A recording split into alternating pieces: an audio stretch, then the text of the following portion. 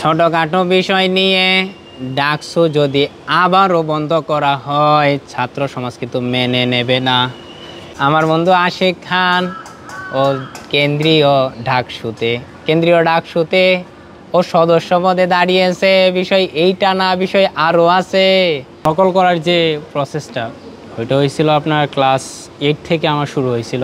তো আমার গণিতের একজন প্রিয় শিক্ষক আছে, শিক্ষক নিজেও জানে না, ইভেন তো টিচার আমাকে চিনেও না, ঠিক আছে। হাই স্কুলে পড়তাম, টিচার আমাকে চিনে না, কিন্তু ওনার কণ্ঠ, ওনার যে পড়ানোর স্টাইল এটা আমার খুবই ভালো লাগতো।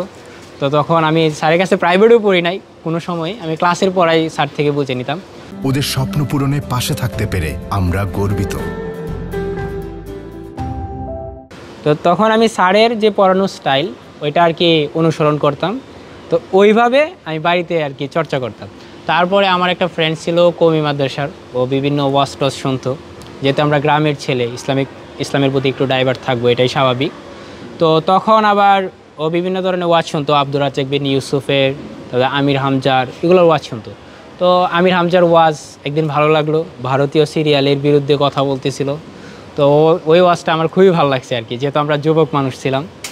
ভারতীয় যে উল্টা ছাতাগুলো আমাদের দেশের পরিবারকে ধ্বংস করে ফেলতেছে। ওই যে কিরণমালা, কটকটি, তোমায় আমায় মিলে বোঝে না সে বোঝে না, এগুলো তো ওই রকম আর কি টাইপের ছিল। তো তখন থেকেই আর কি হুজুরের যে মানে কনটেক্সট বা কণ্ঠ ওইটা ভালো লাগা। এবার সবচেয়ে কোর বিষয়টা ছিল উনি খুব গভীর থেকে তাফসির করতেন, তো যার ফলে ওনার প্রতি আমার ভালো লাগা কাজ করতো আর কি। তারপরে আমি আর প্র্যাকটিস করি নাই, এমনিই মজা ফানের জন্য বলতাম। তারপরে আপনার অনলাইনে কোনো সময় ছাড়া হয় নাই। ভার্সিটিতে এসে তারপরে আপনার 5ই আগস্ট পরবর্তী সময়ে একটা ঘটনা ঘটছে, বিভিন্ন রাজনৈতিক দলের সাথে কনফ্লিক্ট, শিবির, বাকছা, ছাত্রদল, ওরা সৌহার্দ্যপূর্ণ অবস্থানে ছিল। কিন্তু হঠাৎ করে কোনো একটা ইস্যুকে নিয়ে, ধরতে পারেন ডাকসুকে নিয়ে, ওরা একটু বিশৃঙ্খল হয়ে গেছিল। তো তারপরে একটু আর কি মন থেকেই, খুব থেকে একটা ভিডিও ঝাড়া, যে আগে ছিল ফ্যান ছাটা, এখন মধু ছাটা। আগে শুধু ভাতের যে মার বলি ওইটা খাইতো, এখন একটু ফুলে ফেপে কলা গাছ হয়ে গেছে, এখন মধু চাটতেছে। মধু পেয়ে তারা আবার মানে কামড়াকামড়ি লাগতেছে নিজের মধ্যে। তো আমি পড়াশোনার টেবিলে ছিলাম, আশা করি আবার ডাকসু হবে, 9 তারিখেই হবে। যত বাধা বিপত্তি থাকুক সকল দল একসাথে হয়ে আবার 9 তারিখে ডাকসু হবে, এবং আমি আমার নিজের পড়ার টেবিলে ফিরে যাব। ডাকসু নিয়ে একটা ছোটোখাটো জিনিস, এটা নিয়ে বিদেশি যে ষড়যন্ত্র শুরু হয়েছে, পার্শ্ববর্তী দেশের যে ষড়যন্ত্র, তার ছাত্র সমাজ কিন্তু রুখে দিবে। আমি ডাকসু নিয়ে গত 1 মাস অনেক ঘাটাঘাটি করে যা জানলাম, 4-5টা বই মনে হয় আমি পড়েছি।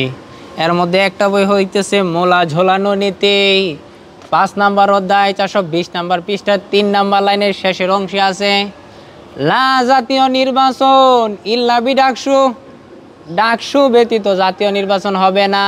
অ্যারাবিক গ্রামার যারা একটু বোঝেন, ঢাকা বিশ্ববিদ্যালয় তো মাদ্রাসা না, একটা প্রগতিশীল বিশ্ববিদ্যালয়, এখানে তো অ্যারাবিক বুঝবেন না, আমি বাংলা করে দিচ্ছি। লা মানে হচ্ছে না, জাতীয় নির্বাচন মানে ইলেকশন, লা জাতীয় নির্বাচন হবে না। ইল্লা মানে হচ্ছে ব্যতীত, ইল্লা বি ডাকসু ব্যতীত জাতীয় নির্বাচন হবে না।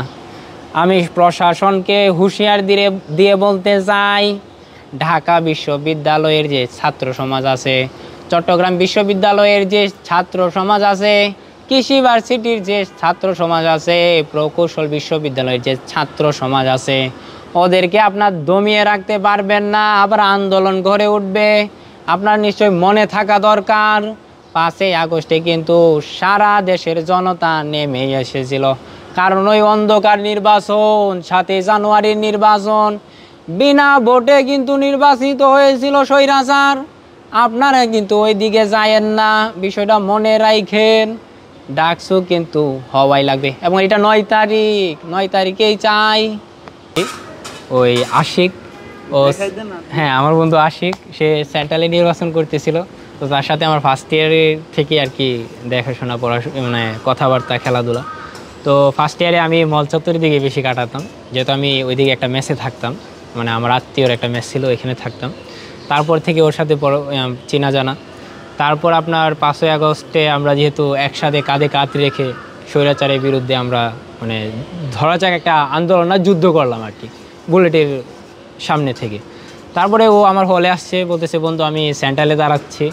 তো সেন্ট্রালে দাঁড়ানোর ফলে আমার একটা তুই মজা করে ফান করে আমি রামজা স্টাইলে কিছু বল ইয়ার থেকে বন্ধু এবং খুবই ক্লোজ।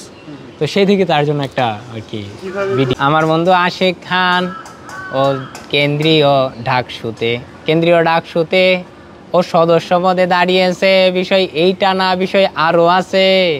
ওর ব্যালট নাম্বার কিন্তু 23 বিষয় কিন্তু কোনো বিষয় না, বিষয় আরও একটা আছে।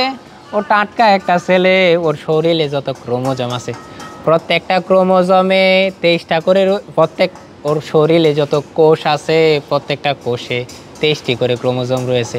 বিষয় কিন্তু এইটা না, বিষয় আরও আছে। ওই পলাশির যে যুদ্ধ এটা হয়েছিল 23শে সেপ্টেম্বর, বিষয় কিন্তু এইটা না, বিষয় আরও একটা আছে। ওই যে আমাদের যে সালাউদ্দিন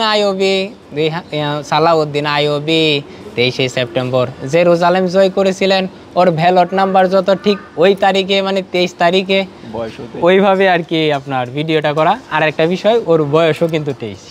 তো আমার ব্যালট নাম্বার হচ্ছে, ভাগ্যক্রমে আমার ব্যালট নাম্বার হচ্ছে 23। তো সেই জায়গা থেকে আমি অনেকগুলো মিলিয়েছি, যেমন আমার বয়সও 23, কেন্দ্রীয় সংসদে আমি সদস্য পদে। তো এরপরে আমাদের 23শে জুন পলাশির যুদ্ধ হয়েছে। এরপরে আমাদের পাকিস্তানের বিরুদ্ধে সংগ্রামের ইতিহাস দীর্ঘ 23 বছরের। তারপরে আমাদের শরীরে যে ক্রোমোজোম আছে সেটাও আমাদের 23 জোড়া ক্রোমোজোম। সুতরাং 23 একটা আইকনিক নাম্বার।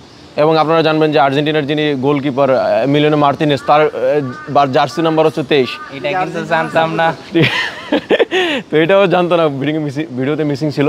তো সেই জায়গা থেকে ও 23কে নিয়ে, মানে 23কে আমার ব্যালট নাম্বার 23, এটাকে ব্র্যান্ডিং করার জন্য ওর একটা ভিডিও বানাইছে এবং সেটা ব্যাপক হিট করে। ভোটারদের মহল থেকে শুরু করে পুরো বাংলাদেশ সবাই আসলে এই ব্যাপারটাকে খুব প্রশংসা করেছে। মাবরুর রশিদ বান্না এরকম একটা নাম মনে হয়। অনেক সেলিব্রিটিরাও ব্যাপারটাকে খুব এনজয় করেছে এবং ডাকসু নিয়ে যে এতটা আমেজ হইতে পারে এটা আসলে ওর ভিডিওর পর আরও বেশি চমকপ্রদ হয়েছে। এবং অনেকে এটাও বলেছে যে আমার বন্ধুর প্রশংসা করেছে, জীবনে এমন একটা বন্ধু পাওয়াটা খুবই আসলে ভাগ্যের ব্যাপার। তো সেই জায়গা থেকে আমি আসলে খুবই হ্যাপি যে আমার বন্ধু মোবারক, সে ইভেন মোবারককে অনেক মানুষে ডাকসুর অনেক হেভিওয়েট বিপি ক্যান্ডিডেটও নক দিয়েছে যে তাকে এরকম মিমিক্রি করে দিতে বা ভিডিও করে দিতে, বন্ধু দেয় নাই। যদি আমার বন্ধু অনেক কোনো রিস্ক নিতে চায় না, কারো আমার ব্যাপারে ও ভালো করে জানে। যেমন আমরা ফ্যাসিবাদ বিরুদ্ধে আন্দোলনে ছিলাম ক্যাম্পাসে, ফার্স্ট ইয়ার থেকে আমরা বিভিন্ন অ্যাক্টিভিজম করেছি, যে কোনো বৈষম্যের বিরুদ্ধে কথা বলেছি। তো সেই জায়গা থেকেও আমাকে ভালো করে চিনে এবং ডেডিকেটেডলি আমার জন্য এই ভিডিওটা করেছে। তারপর আমার বন্ধু আশিক খানকে এই জন্য ভোট দেবে ঢাকা বিশ্ববিদ্যালয়ের শিক্ষার্থীরা, কারণ 5ই আগস্টের আগে যে আন্দোলন হয়েছে, এই আন্দোলনে সম্মুখ সারি থেকে অংশগ্রহণ করেছে। আমার চোখের সামনে 15ই যে জুলাই হয়েছে আমাদের বিশ্ববিদ্যালয়ে যে রক্তাক্ত হয়েছিল শিক্ষার্থীরা, সেই শিক্ষার্থীরা এবি জুবায়ের, মুসাদ্দেক সহ আশিক যারা ছিল ওই মল চত্বরে আমার চোখের সামনে রক্তাক্ত হয়েছে। সেই জন্যই আমি মনে করি জুলাইকে যদি আপনারা ধারণ করেন আমার বন্ধুকে সদস্য পদে ভোট দেবেন। ব্যালট নাম্বার বলো। ব্যালট নাম্বার কিন্তু 23।